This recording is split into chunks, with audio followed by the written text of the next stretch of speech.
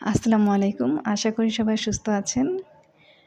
কিছু ভাত বেঁচে ছিল, সেইটা আজকে ফ্রাই করতেছি। রাইসটা ফ্রাই করার হচ্ছে ওরকম সবজি বাসায় যা ছিল তাই। গাজর,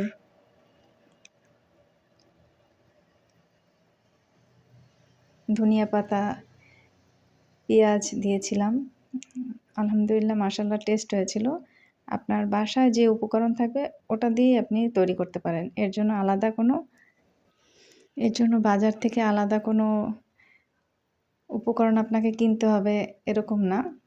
আপনার ঘরে যে সবজি আছে সেই সবজি দিয়ে আপনি ইচ্ছে করলে রাইসটা ফ্রাই করতে পারেন এবং স্বাদ পরিবর্তনের জন্য অসাধারণ। আলহামদুলিল্লাহ। ভালো থাকবেন। ফি আমানিল্লাহ। অসংখ্য ধন্যবাদ।